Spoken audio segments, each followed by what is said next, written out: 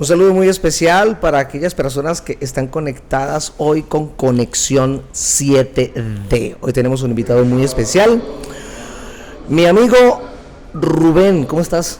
David, muy bien. Para mí es un placer estar hoy acompañándolos en esta hora tan especial, compartiendo algo tan bonito como es la lección de inverso. Bueno, me alegra. Hoy tenemos una lección que tiene un contenido teológico gigantesco. Y ¿ya? simbólico también, así impresionante. Bien, melo. Titula Sácame de aquí. Contame, Rubén, durante esta semana, ¿qué fue lo que más te gustó? Durante esta semana de la lección me gustó mucho como ese Dios presente, ¿sí? Ese Dios que no es solo un Dios que habla, sino que es un Dios que actúa. Y es un Dios que actúa con todas las de la ley. Pero pues más adelante vamos a ver qué era necesario por el contexto en el cual nos encontramos en ese momento. Pero fue como lo que más me pareció interesante esa lección. Bien, para aquellas personas que recién se conectan con nosotros, Conexión 7D en la lección de inverso es un resumen para jóvenes de la lección de la escuela sabática, una guía de estudios muy interesante que también puedes descargar en Recursos Bíblicos Adventistas. Por ahora voy a invitarte, Rubén, a que elevemos una palabra de oración y nos conectemos con el Señor. Claro que sí. Querido Rey del Cielo, muchas gracias, Padre, por esta bonita oportunidad. Suplicamos, Señor, que este mensaje tan importante pueda llegar a las personas que tú crees necesarias. Danos de tu bendición en esta hora y acompáñanos en este podcast. En el nombre de Jesús lo pedimos todo. Amén. Bien, vamos a hablar un poquitito entonces, Rubén, del contexto. ¿Listo? ¿Dónde se encuentran los israelitas? ¿Cuál es el contexto cultural? Y vamos a ponernos imaginativos en esta mañana. Contame, ¿qué sabes del contexto? Bueno, pues el pueblo de Israel era un pueblo que ha sido llevado, en ese momento estaba siendo esclavizado. Un contexto en el cual nos encontramos en la nación más poderosa de ese momento, de esos tiempos. Y que todo funcionaba de una manera diferente a como lo conocemos hoy en día. Porque se manejaban muchos dioses, había castigos si no hacías algo. Entonces es un contexto en el cual el pueblo de Israel está muy aferrado o muy estrecho a los egipcios y muy permeado de la cultura egipcia. Entonces es un contexto bastante particular en el cual nos encontramos. Bueno, ahora aparece un hombre, 80 años, que se acerca a hablar con el faraón. Su nombre, Moisés. ¿Cómo crees que lo vieron los egipcios y cómo crees que lo ven los israelitas en esa conversación? Bueno, es curioso que sea Moisés, ¿no? Porque Moisés antes iba a ser el heredero a ser el próximo faraón de Egipto. Pero él sale, se va por 40 años, vuelve, y yo me imagino que los egipcios cuando lo ven dicen, ¿quién es este? ¿Quién es este que viene acá a decirnos que un Dios que va a liderar al pueblo de Israel, si el pueblo de Israel son nuestros esclavos? Entonces yo creo que de primera impresión Moisés, aunque tuvo toda la autoridad de ir y hablar con el faraón, que es importante considerar que el faraón era en ese momento prácticamente un dios, ¿sí? un dios entre los humanos, pudo haber sido un poco chocante, ¿sí? Para los egipcios ver a ese hombre que había sido expulsado de Egipto volver, tuvo que haber sido algo fuerte. Y para los israelitas, pues los israelitas se habían olvidado mucho de quién era Dios. Por eso Dios le dice, diga que yo soy, te ha enviado. O sea, usted va vestido de mi autoridad. Pero al principio siento que pudo haber sido un poco difícil, como tener esa percepción de Moisés y lo que estaba pidiendo claramente. Bueno, hay un dato curioso que se me viene a la cabeza ahorita, es el tema del número 40, pero como a manera de paréntesis. Para los hebreos los números tienen un significado y el número 40 habla de largos periodos de tiempo. Posiblemente no hayan sido 40 años exactos, sino que sea un periodo largo de tiempo indeterminado, pero que sí fue largo, ¿no? Pero cerremos ese paréntesis. Ahora entra en primera instancia Moisés. Tiene el primer choque. La gente ahora recibe una noticia. Por culpa de él nos quitaron la paja y nos aumentaron el trabajo. Más trabajo, sí. ¿Lo halagamos o no lo halagamos? ¿Qué hacemos con él? Pues en ese contexto fue bastante difícil, ¿no? A Moisés le tocó difícil, porque había unas personas que decían sí, o sea, nosotros nos dio la promesa del pueblo de Israel a ser liberado. Y ahora otro paréntesis aquí, o sea, ellos llevaban más de 400 años en Egipto, ¿sí? A uno le hacen una promesa, no, yo te voy a dar algo y uno quiere que todo sea inmediato, ¿no? Pero ellos llevaban 400 años, de pronto en ese periodo de tiempo ellos se habían olvidado de que debían salir de allí y se habían olvidado de la promesa de Dios. Y cuando llega Moisés, le colocan más trabajo, le quitan la paga, yo digo, no, o sea, ¿cómo así? En vez de ayudarnos, vino acá fue a colocarnos más carga. A colocarnos más carga. Pero en las lecciones anteriores vimos que aparecieron 10 plagas. Hoy vamos a centrarnos en la 10ª plaga. ¿Por qué tenían que morir? ¿Por qué esa 10ª plaga parece tan severa? Ahora, coloquemos los zapatos del adolescente o del joven hebreo que le dicen, papito, según el anuncio, lo que hemos visto, los testimonios, los milagros, es momento de salir de esta ciudad porque ha llegado el momento. ¿Usted imagina lo duro que tuvo que haber sido para dejar a sus amigos de la infancia y tener que separarse de esa tradición? Mira, te cuento, David, hace como un año y medio, prácticamente 2 años larguitos, yo me fui, ¿sí? a Medellín, me fui por un año. No sabes lo duro que a mí me dio tener que dejar a mi familia, tener que dejar a mis amigos, a mi círculo social. Fue algo impresionante, o sea, yo digo, yo no quería irme, pero necesitaba irme, tenía que irme. En ese contexto de los israelitas que probablemente habían hecho amigos egipcios, habían compartido mucho con ellos, para ellos de pronto fue difícil ese momento de tener esa separación, de decir, no, yo me voy de aquí, pero es que también veamos, si ellos no se iban a continuar siendo esclavos. Y probablemente, obviamente no es que estuvieran todas las leyes, vamos a cuidar a los esclavos, no, eso era fuerte y muchos de ellos hubieran muerto en ese proceso. Entonces, aunque quizás fue difícil, era necesario. Y mira que hoy tenemos también una situación muy similar.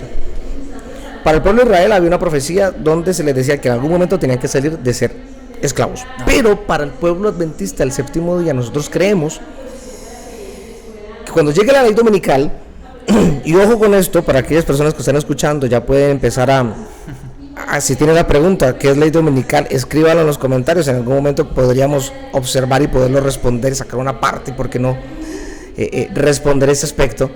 Pero creemos que los adventistas del 7º día serán perseguidos por sus creencias. Y ahí aplicará entonces lo que es el libro Apocalipsis de salir de ellas, pueblo mío. ¿Vos te imaginas lo que va a ser para Nicolás, que ya está acostumbrado a una vida de internet, a una vida donde tiene a su mamá cerquita, tiene sus amigos, su círculo social, la iglesia la tiene aquí pegada, la universidad y posiblemente un trabajo? Es decir, que ya visualiza una estabilidad, decirle, Nicolás, es hora de salir al campo. Y que te están diciendo ahora, la pregunta natural es, ¿y por qué? La respuesta va a ser, observa las señales. Y tenés que convencerte de que las señales que estás viendo son inicios de que tienes que salir. Qué duro va a ser para esta generación salir de las grandes ciudades. Te lo digo. Sí, pues yo creo que va a ser muy difícil porque en el momento en el cual estamos socialmente, culturalmente, ya como esa idea de irnos al campo y tener que huir y escapar, a uno en una ciudad se le hace algo prácticamente ilógico. Yo una vez estaba hablando con una compañera de la universidad exactamente de este punto de las persecuciones de la ley dominical y ella me decía, pero es que estamos en una sociedad civilizada, o sea, ya eso no va a pasar, que vayan a perseguir a unas personas para encerrarlos, no, eso no va a pasar. Y decía, ¿usted vio el contexto de la pandemia? A mí me tocó un vecino, espero que mi vecino no esté viendo este podcast. Mi vecino decía, si no hay comida, si yo no tengo comida en mi casa, voy, saco mi revólver, voy al de uno y me robo la comida, y si tengo que matar, mato. Porque las circunstancias hacen que el ser humano llegue a situaciones totalmente extremas. Algo que va a pasar en esos últimos momentos. a echarle la culpa de quién tiene llagas y quién no tiene llagas. Yo porque tengo llagas, usted no. O sea, la culpa es suya entonces. Ahora, en ese mismo contexto, después de que mueren los primogénitos, te vas a encontrar de que los egipcios sacan ahora a todos los hebreos y les entregan también material, es decir, denme vestiduras y denme oro, y los egipcios sin pensarlo dos veces, tenga pero váyase. Todo. Me impacta muchísimo más las palabras de Faraón: lárguense de aquí, pero antes de irse, por favor, me bendicen. Es decir, quítenme esta maldición de encima. Antes de irse, déjenme por favor la bendición de su Dios. El mundo va a entender, Rubén, de que el Dios al cual nosotros seguimos es un Dios real. Totalmente. Lo va a entender. Pero como el pueblo de Israel y el pueblo egipcio se estaban debatiendo en un punto principal: ¿quién mostraba sus prodigios? ¿Quién mostraba sus milagros? Ahora yo pregunto, ¿es necesario que Dios muestre milagros hoy para que nosotros podamos creer? ¿Tú qué crees? Pues yo considero que como todo está ligado, la percepción que tenemos o cómo se representa a Dios en nuestras vidas también va a influenciar de cierta manera del contexto social en el que estamos y la cultura en la cual estamos. En ese tiempo, por lo que estábamos viviendo, era necesario, en el contexto de Israel saliendo de Egipto, que se mostraran los milagros de Dios, que se mostrara: yo soy un Dios todopoderoso y tenga las plagas y los milagros que Dios estaba haciendo para su pueblo, porque así lo entendían en ese momento, ¿sí? Ahora en la actualidad claramente los milagros son necesarios, es importante también ver esa manifestación de Dios en nuestras vidas, pero yo considero que lo que más necesitamos ahora es ver cómo trabajaba Jesús, ¿sí? Jesús llegaba a darle sanidad a la persona física y emocional, no tanto un milagro así tangible que, no sé, te voy a quitar el cáncer o te voy a dar esto que tú estás pidiendo, sino que en este momento, siendo que tenemos el corazón a veces tan cargado y tan triste, que Dios quiere llegar a sanar primero lo que hay en nuestra alma, como lo hacía Él. Entonces yo pregunto, ¿es necesario que la iglesia adventista, o es por esa razón que me estás mencionando, que la iglesia adventista hoy no tiene un título que diga en sus iglesias: hoy, miércoles, 7 de la noche, noche de milagros? Porque eso lo vemos. Sí. Y parece el marketing perfecto de un Dios que da milagros y sanaciones. Pero la pregunta entonces viene aquí: ¿son los milagros necesarios para poder identificar que el Dios que tenemos es el Dios real? Pues mira que no. Cuando nosotros vemos en la Biblia, cuando Dios vuelva por segunda vez, hay muchas personas que van a decir: Señor, en tu nombre hicimos milagros, en tu nombre echamos fuera demonios. Y Dios, ¿qué le va a decir? Apartados, no os conozco, ¿sí? Porque uno puede hacer un milagro, pero no necesariamente llevar a la persona a los pies de Dios, ¿sí? Entonces, cuando nosotros conocemos a Jesús, Él lo principal que quería realizar en su vida era llevar las personas a los pies de Dios. Ya dependiendo del plan que tuviera Dios para esa persona, iba o no a suceder un milagro. Y es que es algo que quiero que ustedes tengan presente: no siempre lo que uno le pide a Dios, Dios se lo va a dar, ¿sí? A veces Dios nos deja pasar por pruebas difíciles porque en su infinita sabiduría Él sabe que es lo mejor para nosotros. Entonces no siempre es milagro, yo te respondo sí, no, sino que a veces se demora un poquito la respuesta. Y hay un punto diferenciador para la iglesia de este tiempo. Tú hablaste de unas necesidades, y una de las necesidades de esta generación es que las personas lo que estén diciendo también lo vivan, ¿ya? Por eso el libro de Apocalipsis menciona características muy principales y muy distintivas de lo que será la iglesia de este último tiempo.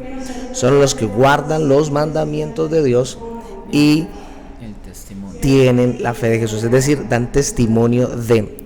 Tú tenías una frase que me gustó de Mahatma Gandhi que decía: me gusta el Dios de los cristianos. Me gusta tu Cristo. Eso, me gusta tus cristianos. Mira, y eso es lo que está sucediendo hoy.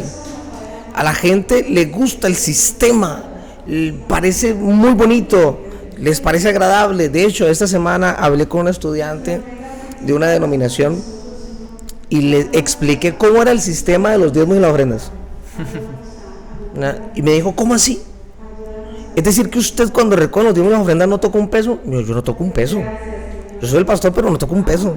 Y entonces, ¿cómo se sostiene? Y empecé a explicarle de una iglesia mundial, divisiones, de Interamérica, uniones. Y dijo, wow, la gente tiene que conocer ese sistema. Se impactó por el sistema económico que tenemos. ¿Qué tal si descubriera un poco más del sistema religioso que tenemos? De entender el Dios que tenemos, de entender de que por qué razón la mayoría de iglesias hoy no guardan el sábado. Y se dan cuenta de que tal vez la mayoría no tengan la razón.